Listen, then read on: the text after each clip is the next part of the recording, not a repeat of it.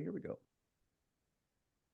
So we're continuing our study of the book of Revelation, and we've been in this for a while. As you can see, this is session 10, covering the book of Revelation.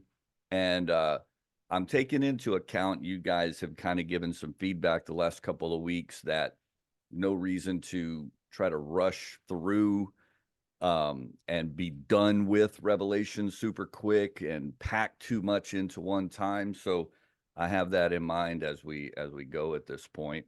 But yeah, this is number 10 here, and we've kind of started with seeing a bit of a breakdown and outline of the book of Revelation to try to situate where things are found throughout it. It's a really confusing book, honestly.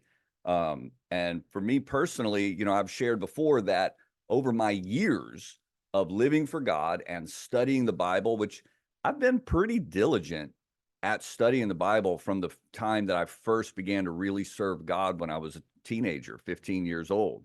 And that's been 6 years ago. No, I'm just kidding. That's been a lot longer than that. But I've been pretty diligent, but just personally, never really been drawn and interested that much in studying the book of Revelation. And this is actually the first time in my life that I personally have been trying to really dig into this book. And, one principle we've talked a little bit about that my personal approach, and it's been this way. And then a verse in Revelation jumped out at me mirroring where John, who is, of course, the revelator, wrote the book, saw the visions. At one point, one of the visions that he saw involved seeing a large group of people, and the angel asked John, "Who are these people?" And John, rather than trying to say, "Oh, well, they must be this or that or the other," John said, "You know who they are." And he didn't exercise the boldness of drawing a conclusion. Instead, he just observed and recorded and shared. And he said, "You tell me who they are. I'm not going to tell you who they are." And that's my approach personally. I hope it is. What I try to have is I want to take in what God has given in this book, but I'm very hesitant to jump to conclusions. We actually had a conversation last week that we didn't record. We just sort of chatted last week. And we talked about that some. We talked about the fact that when Jesus himself came, the things that were going on in his life, and then especially in his judgment and crucifixion, were just one after another fulfillment of prophecies that the leaders of the time had been studying their entire lives and yet completely missed it. And were looking for the fulfillment to look different than it did when it came to pass. And so, yeah, I'm cautious I want to leave a lot of room for God to fulfill these things however he's going to, and not to try to prescribe to him what the fulfillments are going to look like. But the book is here for a reason, and the revelation is revealed for a reason. And I'm glad to be at a place in my life and walk with God that I am digging into it and not just somewhat ignoring it. And I'm trying to take it in as thoroughly as I can so that the Lord can speak to me through it. But I'm not drawing a ton of conclusions. So these check marks are things that we looked at. And then even last time we've dealt with the dragon, the beast, and the false prophet, actually time before last. And then the last time we even dealt with the announcements and the reaping that takes place in chapter 14. So there's only 2 chapters that we haven't covered, but we're not just going to cover these chapters. Before we really look at the fall of Babylon, today we're going to look at Babylon itself and what the book of Revelation has to say. In the process of understanding that as best we can, we'll be looking again at the beast and the false prophet, because these things all fit together and go together. So let's back up and review what the book of Revelation told us about these 2 beasts in Revelation chapter 13. It says, "I stood upon the sand of the sea and saw a beast." Now, I'm not going to read all the verses. We've already read them. But this beast came up out of the sea. It says he was like a leopard. He had feet like a bear, and he had a mouth like a lion. He had 7 heads, and then it refers to and then gives more detail, that we put all together, that one of those 7 heads says was wounded, a deadly wound by a sword, but was healed. And then other places where we read, we get this implication that the beast had possibly died or appeared to have died and rose again. And on his 7 heads, he had 10 horns. We talked about a little bit about what that might look like. Maybe 7 horns on one of the 7, 10 horns on one of the 7 heads, maybe 2 on the middle, 1, and 2 on each of the ends. Who knows? I just like to sort of contemplate. And that the horns had 10 crowns. That seems weird to me, but that's what it says. And it specifies that he had the name of blasphemy on his heads. All 7 heads had the name of blasphemy.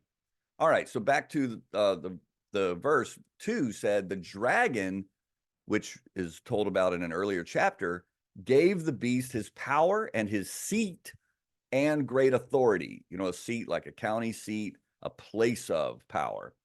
And power was given unto him to continue 42 months, which seems like a really, really specific time. And I tend to think that this is a literal calendar time frame that's given to us here, but it may not be. Sometimes the times given in the Bible can manifest as counterpart times, reinterpreted and stretched out various ways. But I tend to feel like this one probably really does mean 42 calendar months, which is 3.5 years. And then following this, it says, here is the patience and the faith of the saints. And I just want to emphasize that for us, just to remember the patience and the faith of the saints is that we have faith in God. We walk by faith and not by what? Sight. So while the world looks a certain way, while the conditions and the circumstances look a certain way, our confidence is in what we know about our Creator rather than in what we see right in front of us. Know that however bad things may ever look, that is temporary. And that principle holds true for this, which may be a worldwide situation, perhaps. This seems to be what's probably described in Revelation, some, worldwide governmental and whatever all circumstances, but it's temporary. I promise it's temporary. It's going to be way shorter than anybody thinks. But it also applies in our personal lives. Whatever we go through, whatever pressures we face, whatever disappointments with ourselves, with others, with circumstances, it is temporary. Have the patience and the faith of the saints and know the Bible says we are in the hands of a faithful Creator. God loves you. God is for you. Your victory is on the other side of whatever hardship you may face at any given time. And that's the patience and the faith of the saints. Now, verse 11, he said, I beheld another beast. This beast came out of the earth. I have no idea the significance of the fact that the first beast came out of the sea and the second one out of the earth, but I'm logging the fact that that's what it says, and maybe I'll see a point at some time. This beast came out of the earth. He had 2 lamb horns, and he spoke like a dragon, which makes sense because remember, the dragon gave the first beast his power. He brings down fire from heaven, tells us that he deceives and that he gives life to the beast's image. And it also says that he basically instructed everyone to make an image of the beast. And we've contemplated, what types of technologies this might even look like whenever it happens. Who knows? But there are definitely ways that we can realistically imagine that these things could come to pass that just 50 years ago could hardly have been even imagined, much less seen examples of around us. So this beast, it says he exercises all the power of the first beast.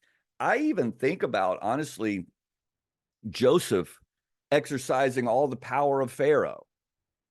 And even Daniel was in a position like that, where he was the second in command to the actual emperor and ran things.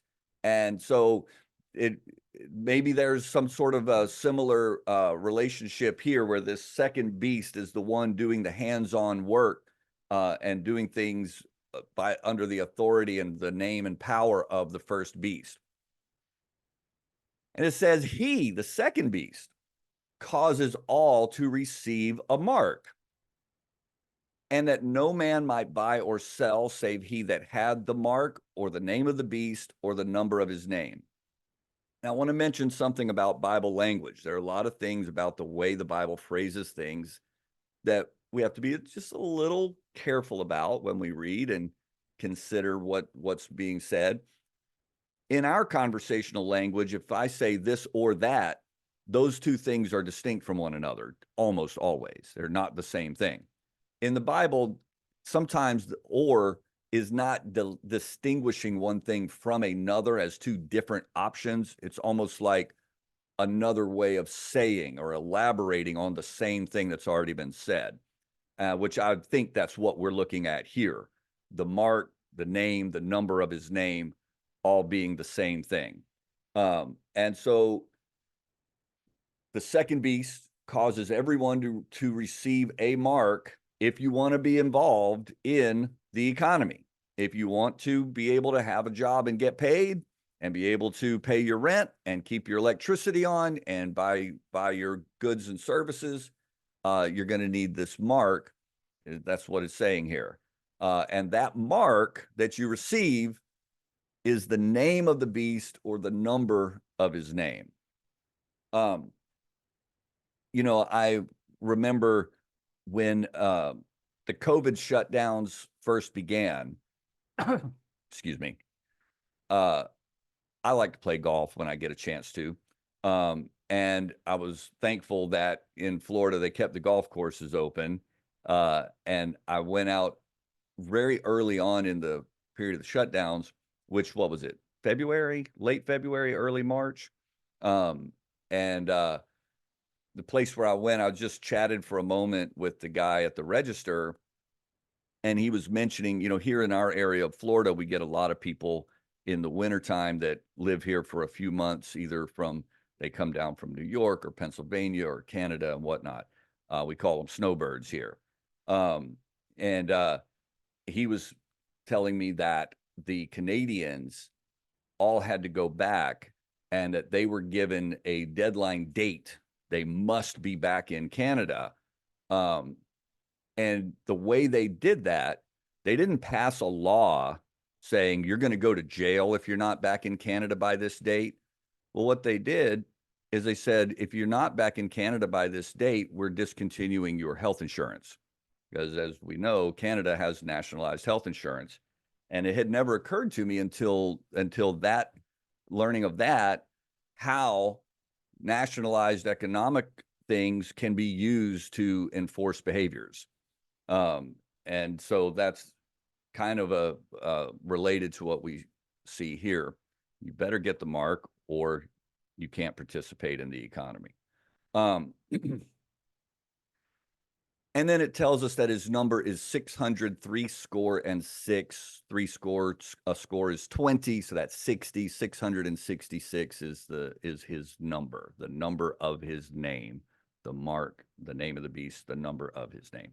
All right, so we've got a group of people, and when we've read before, we read about the enthusiasm that the world would have for the beast, and that the admiration and who can stand before him, who can war against the beast, and that kind of thing.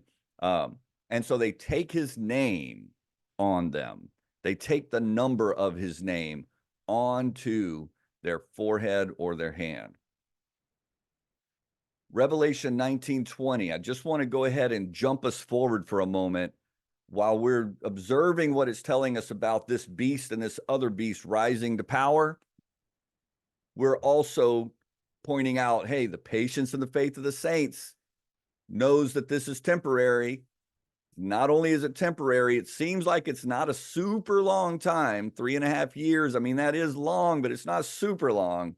And I just want us to jump to the back of the book for just a moment in Revelation 19:20, where it says that the beast was taken, and with him the false prophet that wrought miracles before him, with which he deceived them that had received the mark of the beast and them that worshiped his image.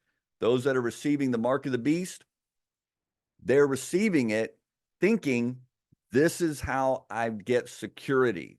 This is how I get safety. This is how I get stability. But they're deceived. That's a mistake. That's wrong. Those that have the patience and the faith of the saints and will not take the mark are the ones who end up secure and safe and stable. So we will not be deceived, but we will practice the faith and the patience of the saints. I also just want to point out, just in terms of scripture study, in Revelation 13, it doesn't use the term false prophet. When people talk about the book of Revelation, we talk about the false prophet. And here it does say that. And the description that it gives, that the false prophet wrought miracles before the beast, deceived them that received the mark, and so forth, makes it pretty clear that that is describing that another beast, right, from Revelation 13:11. So even though Revelation 13 doesn't call him the false prophet, that second beast that's described, Revelation 19, calls that second beast the false prophet. So there's the beast and the false prophet. I'll just throw in something I have mentioned before. In most conversations about the book of Revelation, the first beast, most of us would call that first beast the Antichrist. That is actually never stated in the book of Revelation. The beast is what he's called. He's never called the Antichrist. And the term Antichrist is only used, I just find this fascinating. It's only used in the Bible in 2 books, and those are both epistles of John, the same writer who wrote this book, and yet he didn't use the term Antichrist in this writing. And he talks about the fact that Antichrist is a spirit that manifests even as far back as during his own lifetime, which is around 2,000 years ago now, that there were individuals at that time operating in the spirit of Antichrist. So no doubt, clearly, the beast is operating in that same spirit of Antichrist. But I like to take note of things of like this, that the Antichrist as a title is not of this individual is not really a scriptural thing. It's kind of something we just say, but it's not what the Bible specifically says. But this, whoever he is, and whatever you want to call him, he gets taken. And the false prophet with him. They do not last. They get taken. And what happens? These both were cast alive into a lake of fire, burning with brimstone. So I appeal to anyone, don't go with them. Let them go by themselves. Stay out of the lake of fire. Embrace the patience and the faith of the saints, and embrace the confidence that God will never let you endure more than you can bear. However tough things may look, God has an answer, and this is not it. Let's take a look at Revelation 5. Oh, I will actually, hold on. Before I pull that up, let me just point out that the first beast here has a lion's mouth. The second beast has lamb's horns. So we see lion manifestation and lamb manifestation on these two counterpart beasts, among other things, but those things. And Revelation 5 says, this is back early in the vision, and there's the scroll with the seals on it, and nobody was found to open. And so John begins to weep, and the angel says to him, "Weep not, behold, the Lion of the tribe of Judah hath prevailed to open the book." We know this is Jesus he's talking about, the Lion of the tribe of Judah. Not just a mouth like a lion, he's the Lion of the tribe of Judah. But then it says, "I beheld a lamb." He didn't see a lion. He was told the lion prevailed to open the book, but he didn't see a lion. He saw a lamb. Jesus presents as a lamb, but inside he's also a lion, a lamb with the power of a lion. As it had been slain, he has 7 horns, he has 7 eyes, which are the 7 spirits of God sent forth into all the earth. And I'm not going to get sidetracked into that. We talked about it quite a bit, or at least a fair amount. And maybe it was our 4th or 3rd or 2nd, whatever, session. But I just want to point out that in these 2 beasts, you've got some lamb manifestation, some lion manifestation, but our Messiah is the lion and the lamb. Revelation 14:1 says, "I looked, and lo, a lamb stood on Mount Zion, and with him 144,000, having his father's name written in their foreheads." Just like those that embrace the beast society and fall prey to the deception of the second beast, false prophet, they take on the mark of the number of the name of the one they're putting their confidence in. When we put our confidence in the Lord, it's not a physical mark. It was described in Revelation that an angel said, "Hey, hold on, let me go mark everybody." And he went forth spiritually and marked. But on a spiritual level, the Father's name written in their foreheads. So they can have the mark of the beast. I want the mark of the Creator, the mark of the true lion and lamb. So, but everybody gets a mark one way or the other. Okay, now we said we were going to learn about Babylon or look at Babylon. This is part we have not read in our series yet, Revelation chapter 17. I don't usually just scan through passages like we've done so far this morning, but those were reviews. I like to read the whole thing.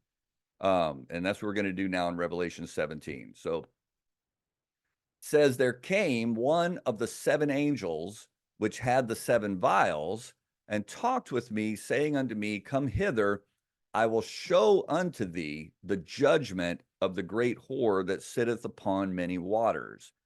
This is actually the introduction of this character. It sounds like I'm going to tell you about something we've already been seeing, but this is actually the introduction. But I'm going to show you, I'm going to reveal to you the judgment.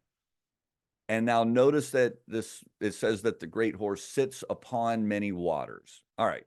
"With whom the kings of the earth have committed fornication, and the inhabitants of the earth have been made drunk with the wine of her fornication." So we've got a woman sitting on many waters. It says, "So he carried me away in the spirit into the wilderness," which incidentally is kind of how the other woman that was representing, as near as we can tell, probably the church, was carried away in the spirit into the wilderness. But anyway, said, "Carried me away in the spirit into the wilderness, and I saw a woman sit upon a scarlet-colored beast, full of names of blasphemy, having 7 heads and 10 horns." So she's riding on a beast, and the description of this beast, I'm pretty sure this is the same beast that we met in Revelation chapter 13. 7 heads, 10 horns, full of names of blasphemy. Now in Revelation 13, they didn't tell us what color he was. Apparently, that beast in Revelation 13 is scarlet colored, or at least he appears that way in this vision. But this seems to be the same beast. Verse 4, "The woman was arrayed in purple and scarlet color, decked with gold and precious stones and pearls, having a golden cup in her hand full of abominations and filthiness of her fornication. And upon her forehead was a name written. Look at this. Everybody's got a name written on them. Everybody. The beast has the name of blasphemies. She's got this name written on her. The followers have names written on them. The name written on her is Mystery, Babylon the Great, the mother of harlots and abominations of the earth. Mystery, Babylon the Great, the mother of harlots and abominations of the earth. So specifically Babylon, that's the most specific identifiable thing here, Babylon. Let's take a look at other places that the New Testament specifically references Babylon. Babylon in the New Testament. So in Matthew 1:11, he says that Josias begat Jeconias and his brethren about the time they were carried away to Babylon. Now, this is obviously referring to lineages and in the context of Old Testament narrative. And we noticed in some of our early observations and our study of Revelation that the end time and the time period of the dominion of the beast and then the deliverance out of that has some significant parallel to the Old Testament time of we call it the captivity, and the Bible calls it the captivity, and then the return to the land of Israel. There's a significant parallel, that captivity and then the release and return paralleling the end time dominion of the beast and then the victory and the move to eternity and New Jerusalem. So they got delivered and went to Old Jerusalem, went back to Old Jerusalem. In the end time, there will be a victory and deliverance and then a move to New Jerusalem. And we noticed that there are prophetic things that were given at that time that were prophetic of that captivity and return, but at the same time, also prophetic about the end time. And listen, it's not a stretch to recognize multiple interpretations of prophecy. And I have confidence saying that. I like to find Bible example. I'm not super confident of almost anything unless I have Bible example. And in the book of Acts, chapter 1, the Apostle Peter references prophecy where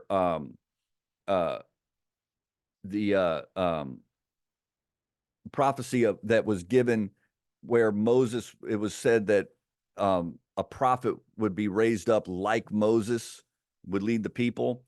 And the fulfillment of that prophecy at that time was Joshua stepping up and leading Israel at that time was a fulfillment of prophecy. But Peter notes in Acts chapter 1, it was simultaneously a prophecy regarding Jesus rising up as the prophet after the model of Moses. So there most definitely are prophetic scriptures that I'm not saying all, but there are prophetic scriptures that have multiple fulfillments on multiple levels and layers. And I definitely believe that some of the prophecies that we see in the prophets that were living at the time of the captivity, they were prophesying about the deliverance from the captivity, but they were simultaneously prophesying about the end time. We're going to look at some of that. We looked at some a few weeks ago, and we're going to look at some more in some upcoming weeks. So, carried away to Babylon. He's talking about the actual physical place. If you looked up the location of Babylon on a map, that's Iraq, right? And so he's talking about Iraq as an actual geographical location. But then we come to another place that Babylon is mentioned in the New Testament, and that's the Apostle Peter writing in 1 Peter, where he says, the church that is at Babylon, elected together with you, saluteth you, and so doth Marcus my son. So if you read this quickly, you might think, oh, Peter was in Iraq when he wrote this letter. But on closer study, that does not appear to be the case. And pretty much everybody that's looked close at this largely agrees that Peter was at Rome when he wrote this letter. And he's referring to Rome as Babylon. Reportedly, or apparently, that was not uncommon, that was just sort of a lingo at the time, that Rome was called Babylon by the church, and by Christian people. They referred to Rome as Babylon. I've even read suppositions that it's sort of a code to avoid getting in trouble for talking about Rome in your written communications, and where you might be taken as slandering Rome and you could be legally accountable for that. Maybe that's the case. I'm not sure.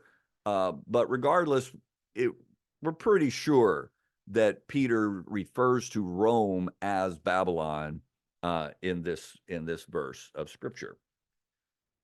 I've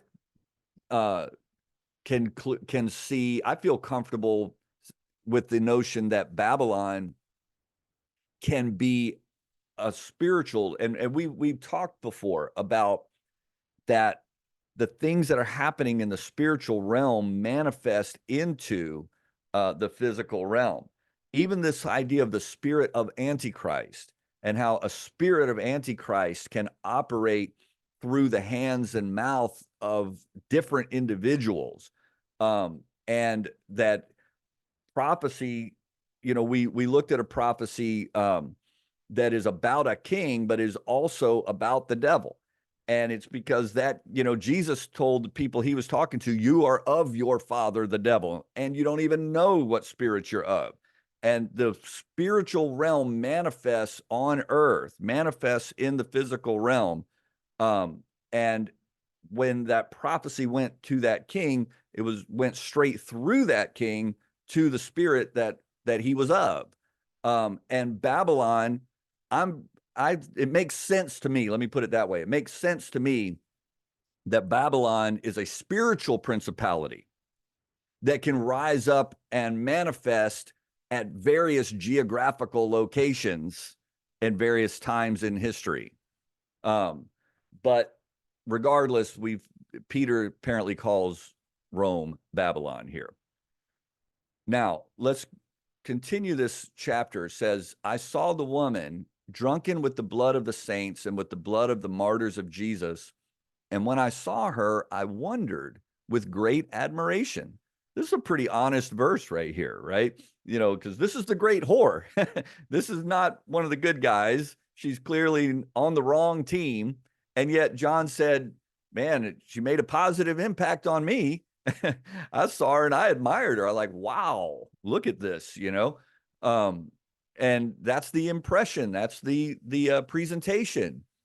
And the angel said unto me, wherefore didst thou marvel? What are you so impressed with? And then he said, I'm going to tell you the mystery of the woman. Remember, her name was Mystery. So right on her name, she's letting you know there's more to me than meets the eye. Don't judge a book by its cover. There's stuff going on underneath that is not immediately apparent. And the angel said, I'm going to reveal it to you, John. I'm going to tell you the mystery, not only of the woman, but also of the beast that carries her, which has the 7 heads and the 10 horns. So this is, again, the patience and the faith of the saints, not to be sidetracked by the show and the visual and the first impression, but to realize there's more going on underneath this stuff than meets the eye, and it's not going to last because of that. All right, so verse 8, the beast that thou sawest was and is not, and shall ascend out of the bottomless pit and go into perdition. which means like a final judgment and a complete, actually what it means is like a complete destruction, perdition, and go into perdition, and they that dwell on the earth shall wonder. They're going to wonder. You try to evade that tendency to wonder. Whose names were not written in the book of life from the foundation of the world, when they behold the beast that was and is not and yet is. Now, what it means about him being about was and is not and yet is, not completely sure. It can make sense to see that as connected to the places where it talked about him having a deadly wound and being healed. That it seemed like he was alive, and then it seemed like he was dead, and it seemed like he's back alive again.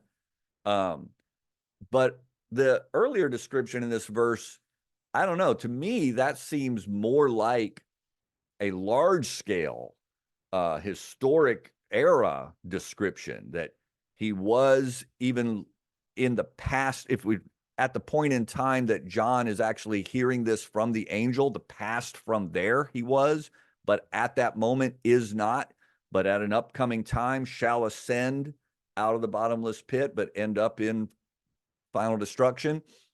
I'm not sure. I'm just contemplating. But in any case, when the world beholds the beast that was and is not and yet is, they're going to wonder. And that's described in more detail back in chapter 13. Take a look. Revelation 4:8. What did they say in worship to God? They say, holy, holy, holy, Lord God Almighty, which was and is to come.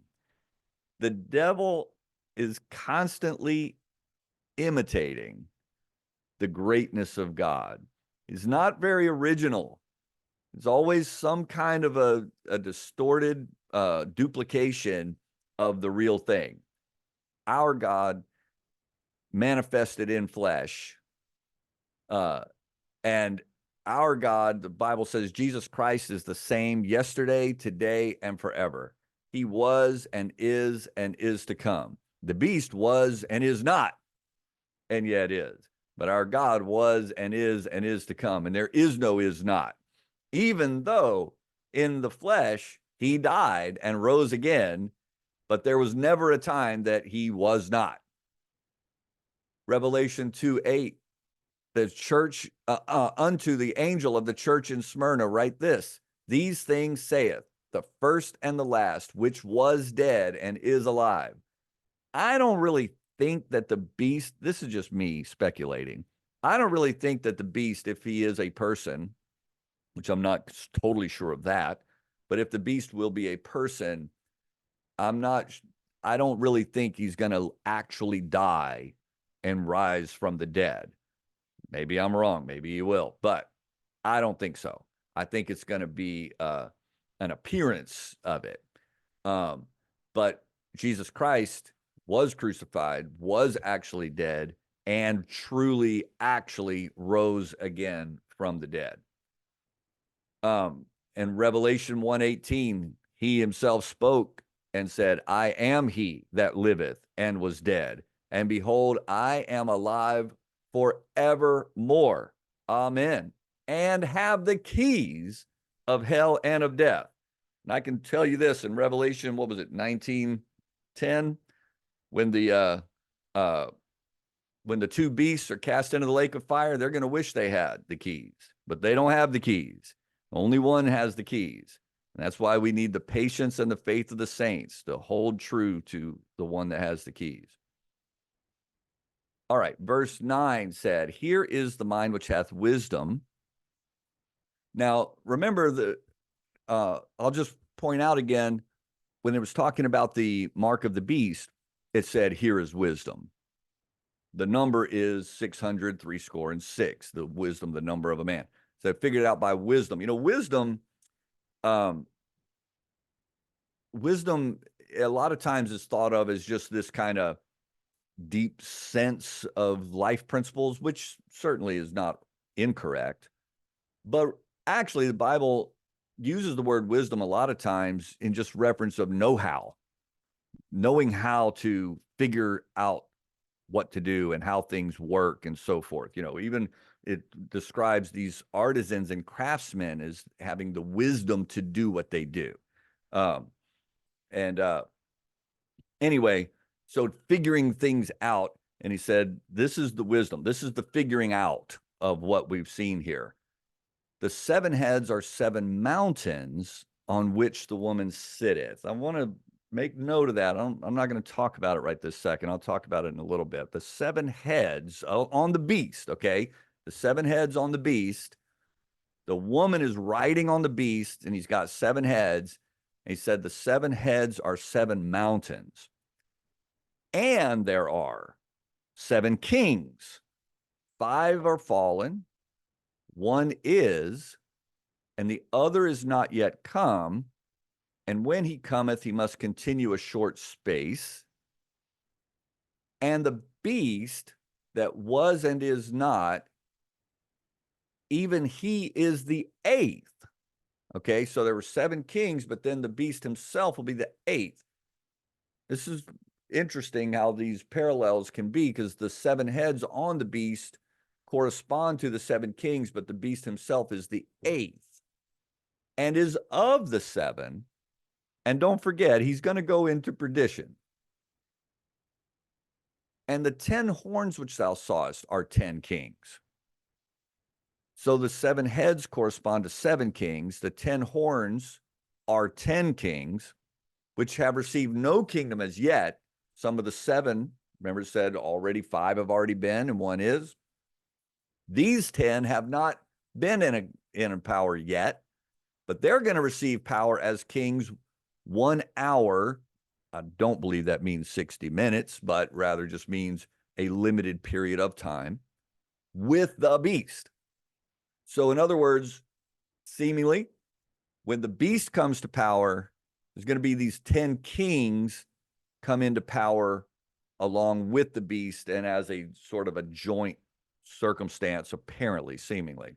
And it said, these have one mind, and shall give their power and strength unto the beast. These shall make war with the Lamb, and the Lamb shall overcome them, for he is Lord of lords and King of kings, and they that are with him are called and chosen and faithful. And he saith unto me, the waters which thou sawest where the horse sitteth are peoples and multitudes and nations and tongues.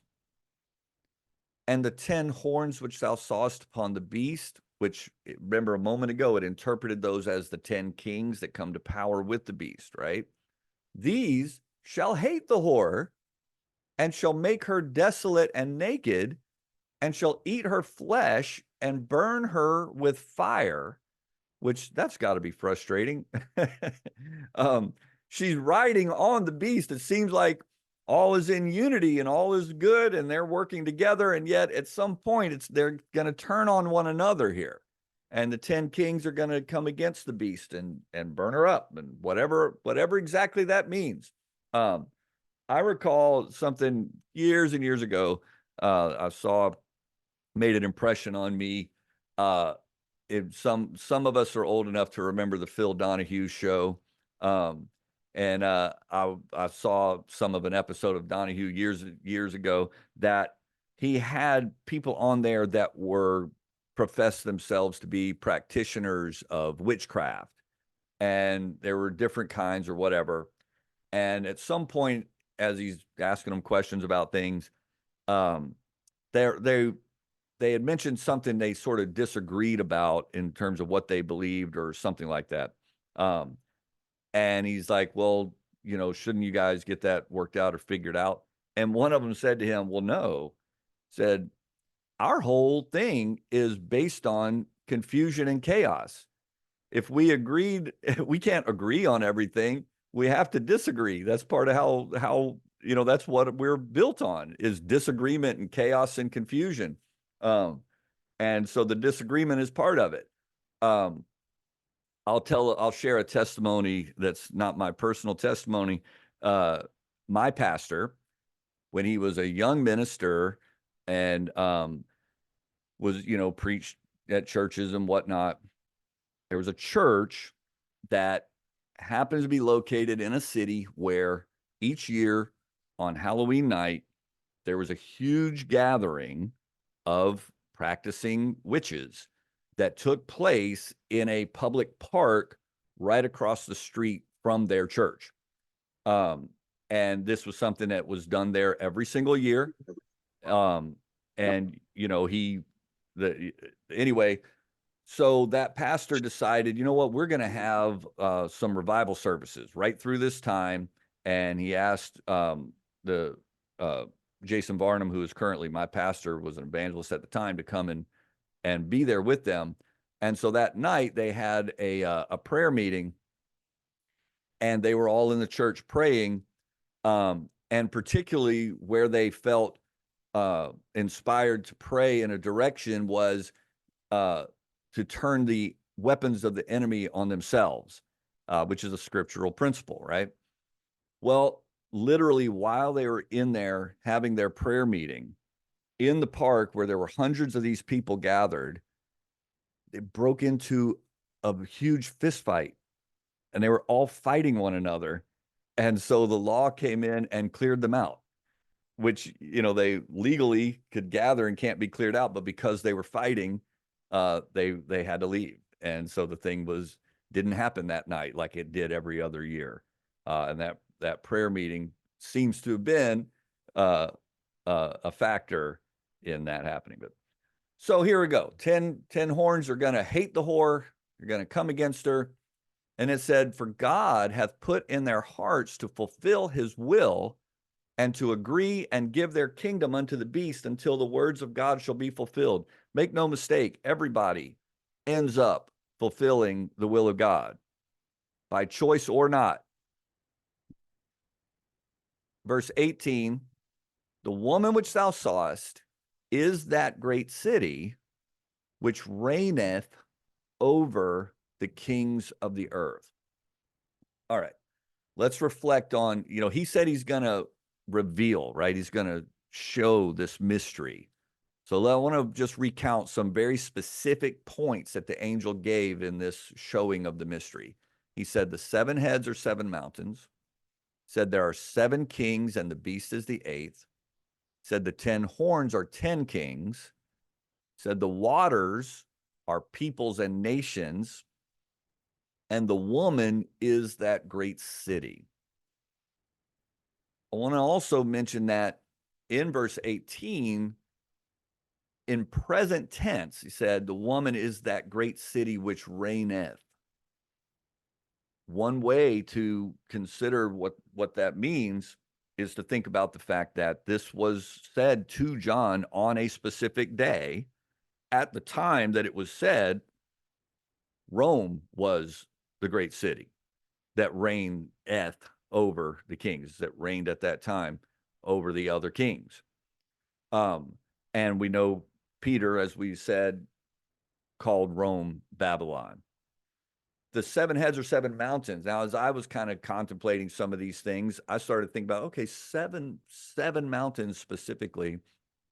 Maybe over the course of history, Babylon as a spiritual municipality, has manifested at 7 different geographical capitals. It makes sense that most of the time a capital to an empire or whatever is located on a mountain. That's typical that they have uphill advantage for attacks. That's common. I was like, maybe there's 7 mountains. Then I was like, well, wait a minute, is Rome on a mountain? Because I know it's near the seaside there. I've had the good fortune to visit Rome twice. And I looked up and said, is Rome on a mountain? And the first thing that I saw in Googling was a phrase that said, the 7 hills of Rome. I didn't know that much about it. I mentioned to my son, he's like, oh yeah, I know all about that. So there are 7 hills of Rome. And, when we say mountain, maybe by modern definition, those hills wouldn't be categorized as mountains, but the Bible is not limited by our modern definitions, even like the great fish of Jonah. they say, oh, it couldn't have been a whale. Bible says it's a fish. Well, you're using scientific definition of what fish means. You know, they that book wasn't written after these definitions were established. It could have been a whale, might not have been. I don't know. And like the Sea of Galilee wouldn't qualify as a sea under modern definitions. But anyway, so I don't know. Maybe the seven mountains, you know, that fits as a description of Rome by itself for that great city. So Rome as a seat of power at that time, and having gone on in power, there's a clear religious historical lineage of power that goes back to Rome. And but I do think that in looking for the fulfillment of the book of Revelation, I do think it's important for us to be open to how this could manifest itself in unexpected ways. But these are the things that he gave as revealing the mystery of the woman.